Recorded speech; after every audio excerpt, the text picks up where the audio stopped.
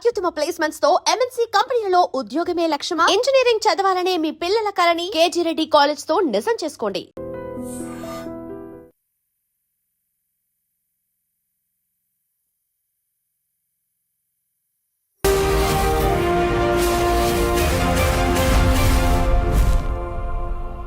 నమస్తే, welcome to iDream social spotlight with Kavitha. Iran మీద America and Israel సంయుక్తంగా దాడి చేశాయి. సుప్రీం చీఫ్ ఖమేనీని అంతమొందించాయి. ఆ తర్వాత జరిగినటువంటి పరిణామాల్లో ప్రపంచం రెండుగా విడిపోయినటువంటి సిచ్యువేషన్ ఎందుకు కనిపిస్తోంది? ఆ తర్వాత చమురు, సహజ వాయువుల ధరలతో పాటుగా నిత్యావసర వస్తువుల ధరలు పెరుగుతాయనేటువంటి మాట ఎందుకని వినిపిస్తోంది? ఈ యుద్ధం అనేది మరో 3-4 వారాలు కంటిన్యూ అవ్వచ్చు అనేటువంటి మాట అమెరికా అధ్యక్షుడు డొనాల్డ్ ట్రంప్ ఎందుకు చెప్తున్నారు? మనతో పాటుగా ఉన్నారు foundation for democratic reforms founder doctor Jayaprakash Narayana గారు. సార్ నమస్తే. నమస్తే కవిత. సార్, ప్రతిసారి మనం ఏదో ఒక ఇష్యూ గురించి మాట్లాడుకుంటాం, అది 3వ ప్రపంచ యుద్ధానికి దారి తీస్తుంది అనుకుంటాం. బట్ ఈసారి జరుగుతోంది, ఇరాన్ మీద 2 దేశాలు యుద్ధాన్ని ప్రకటించాయి. అదొక క్లియర్ డివిజన్ లాగా కనిపిస్తోంది. సార్, ఇది ఎక్కడి దాకా వెళ్తుందని మీరు అనుకుంటున్నారు? ప్రపంచ యుద్ధం లాంటిది ఏమి ఉండదు, కానీ ఖచ్చితంగా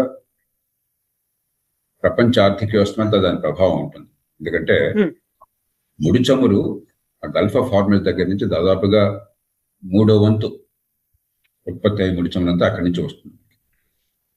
మరి అంత పెద్ద ఎత్తున ముడి చమురు రాకుండా ఆగిపోయింది అనుకోండి, ఒక్కసారిగా కొరత వస్తుంది, చమురు ధరలు బాగా పెరిగిపోతాయి. రెండోది, ఆర్థికంగా గత కొద్ది సంవత్సరాలు, గత 10-15 ఏళ్ళుగా మీరు చూసినట్టయితే అక్కడ అరేబియన్ దేశాలు, అరబ్ దేశాలు ఒకప్పుడు చాలా సాంప్రదాయబద్ధంగా ఛాందసంగా ఉన్న దేశాలు ఇప్పుడు ఆధునికీకరించి ఆధునిక ఆర్థిక వ్యవస్థలో భాగస్వాములైనారు.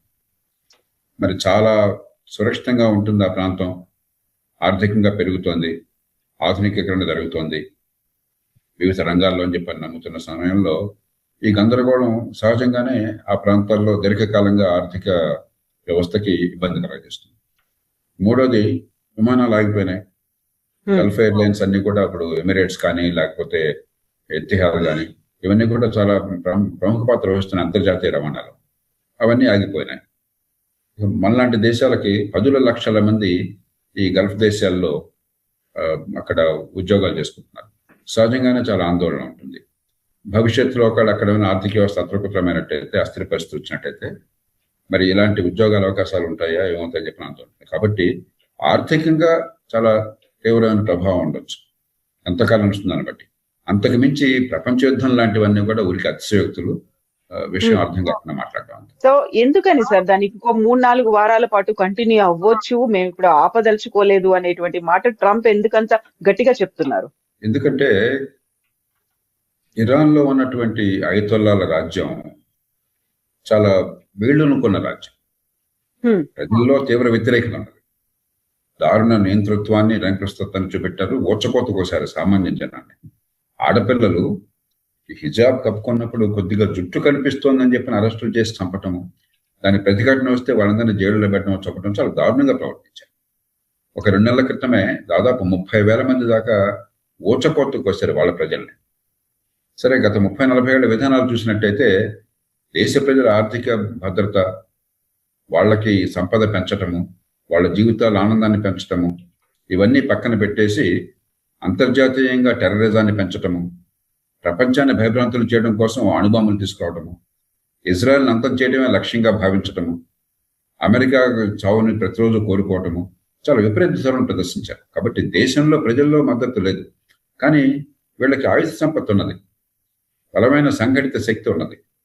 అక్కడ అధికారంలో ఉన్న వాళ్ళకి, రెవల్యూషనరీ గార్డ్స్కి కానీ లేకపోతే ఈ ముల్లాలకు కానీ అక్కడ ఆర్థిక సంబంధాలు, దేశ ఆర్థిక వ్యవస్థ అంతా వాళ్ళ గుప్పెట్లో ఉన్నది. అంచేత వాళ్ళని తొలగించడం, అందులో బయట నుంచి సైన్యం వెళ్లకుండా, అక్కడ ఆక్రమించుకోకుండా భూభాగాన్ని, అది తొలగించడం తేలికైన విషయం కాదు. ట్రంప్ ఏమిటంటే, ట్రంప్ కానీ ఇజ్రాయెల్ కానీ సైన్యాన్ని పంపించకుండా, అక్కడ కూరుకుపోకుండా అమెరికా అక్కడ ఏదో రకంగా ప్రభుత్వాన్ని మార్చాలని, అదని తేలిక జరిగే పని కాదు. కానీ ఈలోగా సైనిక ప్రజలను నెరవేరుతాయి. ఉదాహరణకి అణ్వాయుధాల వ్యాప్తిని అరికట్టడం కోసం గతంలోనే దాడి చేశారు కొన్ని నెలల క్రితం, ఇప్పుడు మరింత దాడులు జరుగుతాయి. అట్లాగే మిసైల్స్, క్షిపణులు చాలా పెద్ద ఎత్తున తయారు చేస్తుంది ఇరాన్, ప్రపంచాన్ని భయపడుతుంది. ఇప్పుడు చూసాం 9 దేశాల మీద ఈ క్షిపణులు పంపించారు. ఆ మిసైల్స్ దాదాపు అంతం చేయాలి, మిసైల్స్ కానీ డ్రోన్స్ కానీ. ఇరాన్ ఇక భవిష్యత్తులో ఇతర దేశాలకి ప్రమాదం రాకుండా ఉన్నట్టు చేయాలి. తర్వాత టెర్రరిజానికి ఊతమిస్తాం. 4 టెర్రరిస్ట్ దళాలని పెద్ద ఎత్తున మోహరించి వాళ్ళకి ఒక కొన్ని దేశాల సైన్యంతో పాటుగా ఆ స్థాయిలో వాళ్ళకి ఆయుధాలను సమకూర్చి ఆ గర్భ ప్రాంతాన్ని భయభ్రాంతులు చేశారు. అది శాశ్వతంగా అంతం కావాలి. బహుశా ఆ లక్ష్యాలు నెరవేరుతాయి. కానీ అక్కడ అధికారంలో ఉన్నటువంటి ముళ్ళలను తొలగించగలరా ఈ రూపంలో అన్నది మరి భవిష్యత్తులోనే తెలుసు. సో భారత్ ఎలా చూస్తోంది సార్ దీన్ని? మనం చూసుకోవాల్సింది మొట్టమొదట మన ప్రయోజనాలు. దీని ఆర్థిక ప్రభావం మన మీద ఏ మేరకు ఉంటుంది. ఉదాహరణకి ఆయిల్ ధరలు పెరిగితే 89-90% దిగుమతి మీద ఆధారపడ్డ దేశం భారతదేశం. కాబట్టి సహజంగా ఆయిల్ ధరలు పెరిగితే ప్రపంచం మొత్తాన్ని పెరిగితే మనకే పెరుగుతాయి. పెరిగినప్పుడు మరి ఆర్థిక వ్యవస్థ మన డాలర్లో బయటకు పోవడానికి అవుతుంది. మనకి విదేశీ మారక ద్రవ్యం లోటు ఏర్పడుతుంది. దేశంలో ధరలు పెరుగుతాయి. రెండోది, లక్షలాది మంది భారతీయులు అక్కడ ఉద్యోగాలు చేస్తున్నారు. ఒక హైదరాబాద్ నుంచే దాదాపు 10-15 లక్షల మంది ఒక దుబాయ్లోనూ ఉన్నారని చెప్తున్నారు. యునైటెడ్ అరబ్ ఎమిరేట్స్లో ఉన్నారని చెప్తున్నారు. మొత్తం భారతదేశం నుంచి బహుశా 10 లక్షల మంది ప్రవాస భారతీయులు అక్కడ ఉపాధిలో ఉన్నారు. వాళ్ళ నుంచి చాలా పెద్ద ఎత్తున మన దేశానికి మనకి రెమిటెన్సెస్ వస్తున్నాయి డాలర్. వాళ్ళు ఈ దేశానికి అపారమైన సేవ చేస్తున్నారు. వీళ్ళందరూ ఉపాధిని కోల్పోయినా, వాళ్ళ జీవితంలో గందరగోళం ఏర్పడ్డా, వాళ్ళ భద్రతకి ఏమైనా ఇబ్బంది ఏర్పడినా కూడా సహజంగా మనం గట్టిగా పట్టించుకోవాల్సి వస్తుంది. ఇక మూడోది, అంతర్జాతీయంగా టెర్రరిజం ఎక్కడ పోయినా కూడా దీర్ఘకాలంలో మనకు మంచిది. ఉగ్రవాదాన్ని ఏ రూపంలో ఎక్కడ అణిచివేసినా కూడా, కాబట్టి మనం మౌనంగా దాన్ని ఆస్వాదిస్తాం. అయితే మనకి ఇరాన్తో కొన్ని ప్రయోజనాలు ఉన్నాయి. అక్కడ ఎవరు అధికారంలో ఉన్నా కూడా ఇరాన్తో సఖ్యత మనకు అవసరం. ఎందుకంటే అక్కడ చాబహార్ పోర్ట్, దానికి భారతదేశమే సాయం చేసి నిర్మాణం చేస్తోంది. దీర్ఘకాలంలో అక్కడ ప్రభుత్వం ఉన్నా కూడా సంబంధాలు కొనసాగటం మనకు అవసరం. చైనా పలుకుబడిని కొంత మేరకన్నా అక్కడ నిలవరించాలన్నా, పాకిస్తాన్ మీద రోజు కయానికి కాలు దూరుతోంది. కాబట్టి రెండో పక్క నుంచి మరి పాకిస్తాన్ నిర్వహించాలన్నా కూడా మనకు అక్కడ ఇరాన్తో సంబంధాలు మనకు చాలా అవసరం.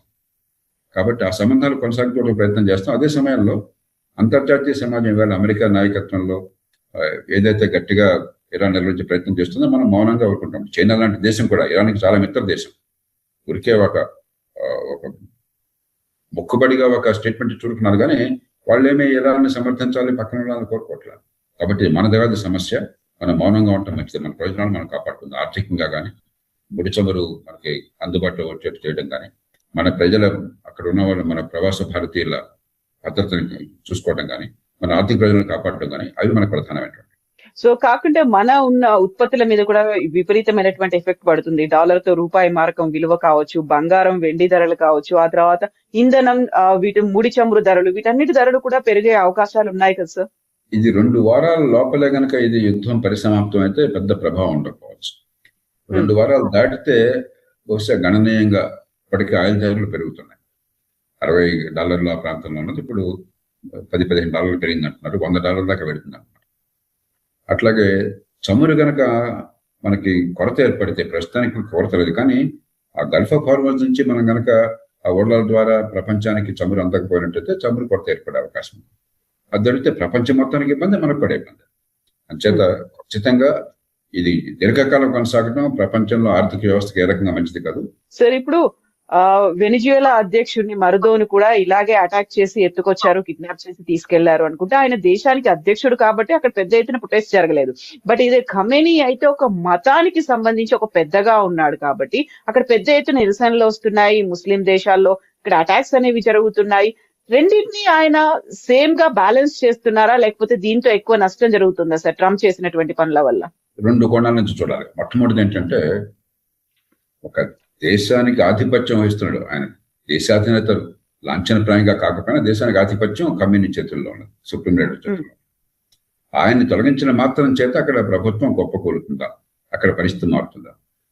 మీరు వెనిజువేలా చూసినట్టయితే మధురోని తీసుకొచ్చేసిన తర్వాత, బలవంతంగా ఎత్తుకొచ్చేసిన తర్వాత ఆ స్థానంలో ఆ ప్రభుత్వానికి చెందిన వాళ్ళు అమెరికాతో ఒప్పందం కుదుర్చుకుని మరి ఏదైతే అమెరికా కోరుతుందో దానికి సిద్ధపడుతున్నారు.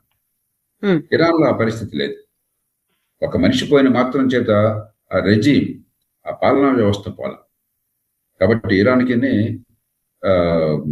వెనిజువేలాకి ఒక మౌలికమైన తేడా ఉన్నది.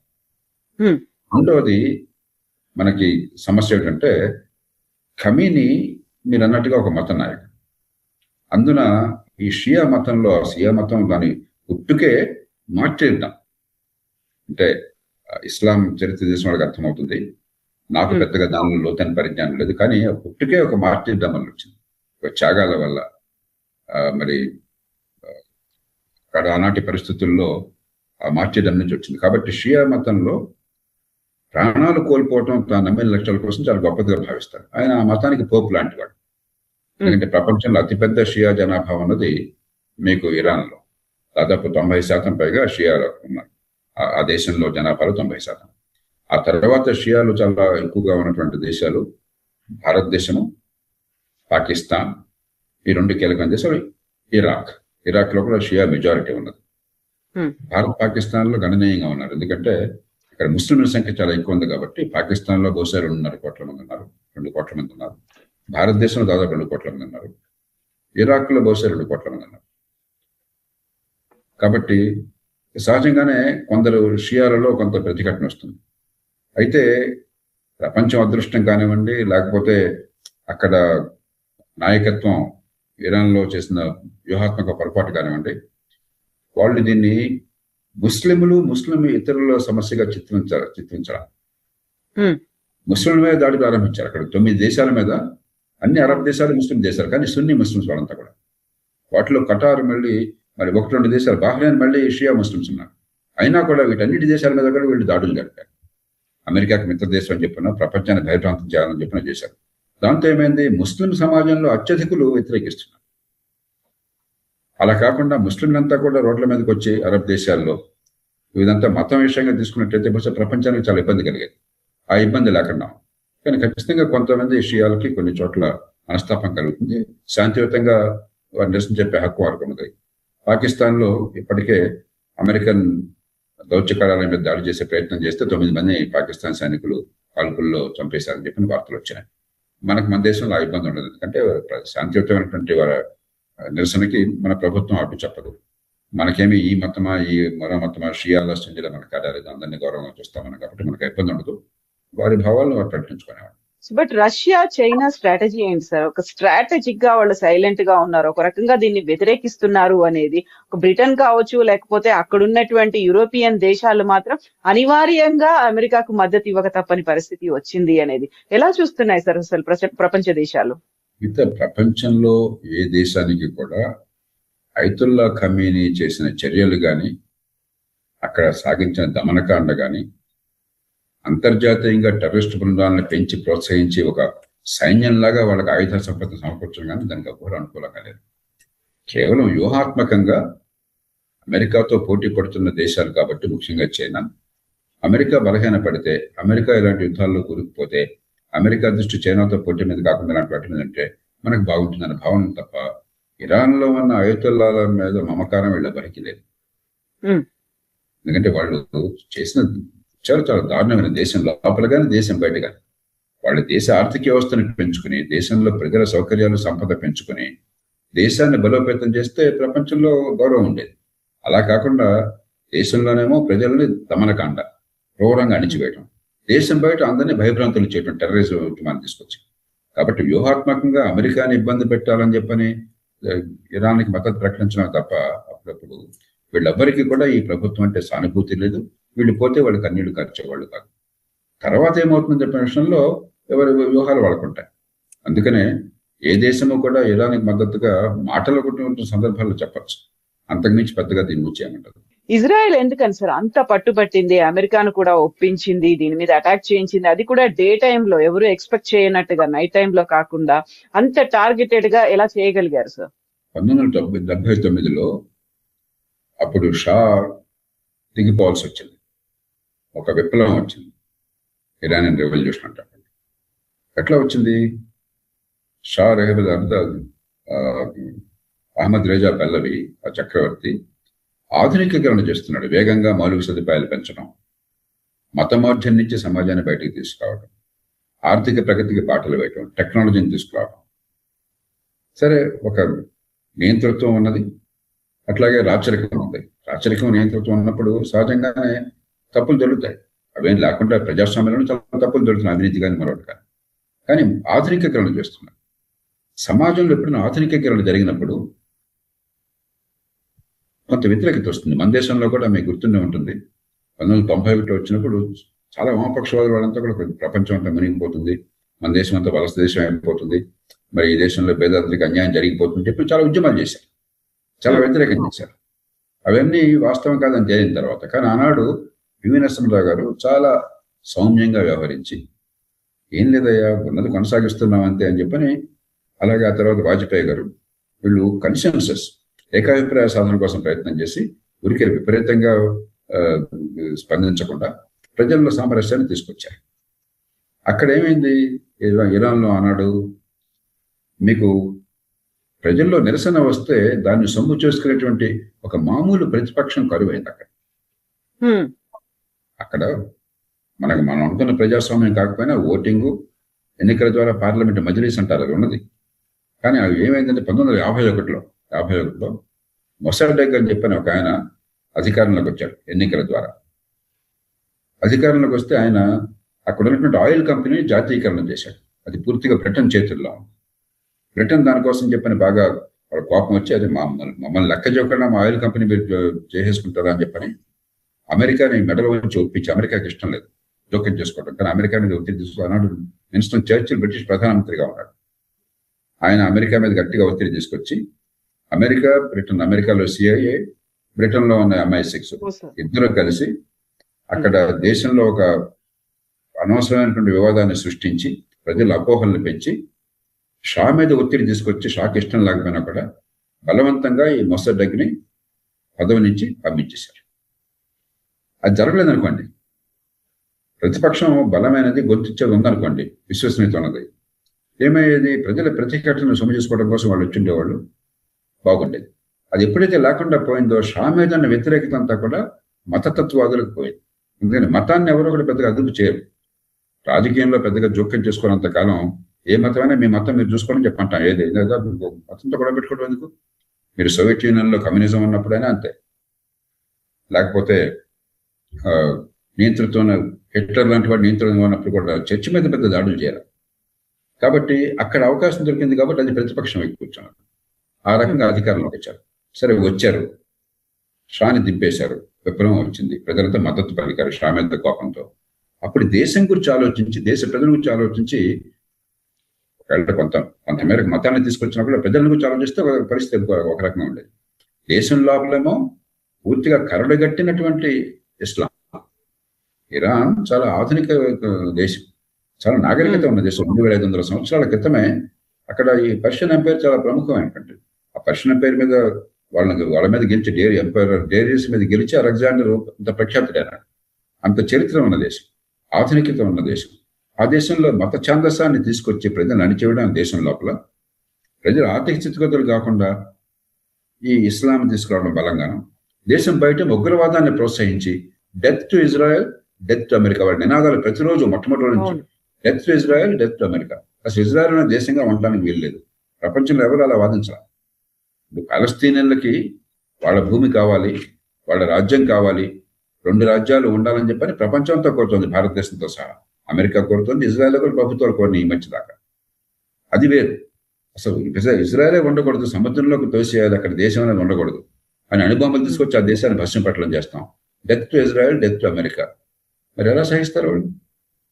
కాబట్టి ఇజ్రాయెల్ దృష్టిలో ఇది ఎగ్జిస్టెన్షియల్ క్రైసిస్ అంటారంటే మన దేశం ఉనికికే ప్రమాదం. ఇదో యుద్ధము మన మీద అప్పుడప్పుడు దాడులు చేయడం కాదు, మన దేశం బతికొండాలా లేదనడానికి ఇది ప్రమాదంగా ఇరాన్ పరిణమిస్తుంది వాళ్ళ దృష్టిలో. సహజంగానే ఎప్పుడు అవకాశం వచ్చినా కూడా వీళ్ళని దెబ్బకొట్టాలని ప్రయత్నం చేస్తారు.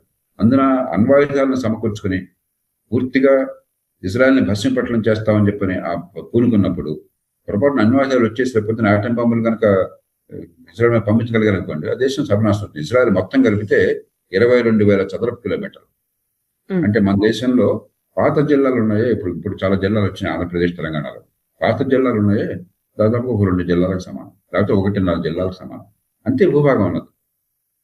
అక్కడ 4 బాంబులు వేస్తే, అణుబాంబులు వేస్తే మొత్తం దేశం అంతా అయిపోయింది. అంచేత ఇజ్రాయెల్కి ఇది జీవన్మరణ సమస్య. సో ఇప్పుడు అనుకున్నదైతే సాధించింది ఇజ్రాయెల్ కావచ్చు, అమెరికా కావచ్చు. వాట్ నెక్స్ట్ అంటే డొనాల్డ్ ట్రంప్ అయితే ఒక మాట అంటున్నారు, నెక్స్ట్ ఎవరు అధ్యక్షుడు అవుతారో, ఇరాన్ ని పాలించేది ఎవరో మేమే డిసైడ్ చేస్తాము అనేది. అది నిజంగా జరుగుతుందంటారా సార్? ఆయన ఏంటంటే వెనిజువేలా అనుభవాన్ని బట్టి ఇక్కడ ఇరాన్ లో అనుకుంటే అది పొరపాటు అవుతుంది. ఇది చాలా వేళ్ళూనుకున్నటువంటి పాలనా వ్యవస్థ ఈ ముల్లాలది. వాళ్ళకి వాళ్ళ సైన్యంలో ఇరానియన్ రెవల్యూషనరీ గార్డ్ అంటారు, అలాగే పోలీస్ యంత్రాంగంలో, ముల్లాల్లో చాలా బలమైన పట్టు. కొన్ని లక్షల కుటుంబాలు దీన్ని ఆధారపడుతున్నాయి. ఆర్థికంగా దేశం మొత్తాన్ని కూడా వాళ్ళ చేతుల్లో పెట్టారు. మరి ఆయుధాలన్నీ వీళ్ళ చేతుల్లో ఉన్నాయి. వీళ్ళకి వ్యతిరేకంగా మీకు ఒక ఆర్గనైజ్డ్ ప్రతిపక్షం అనేది లేదు. ఎందుకంటే అలాంటి ఆర్గనైజేషన్ వాళ్ళు సహించరు.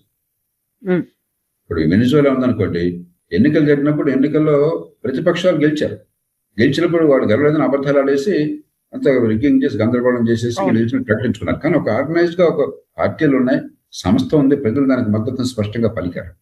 ఇక్కడ ప్రజల మనసుల్లో మద్దతు ఉన్నా కూడా ఒక ఆర్గనైజేషన్ లేదు ప్రతిపక్షానికి. ఆయుధాలు లేవు.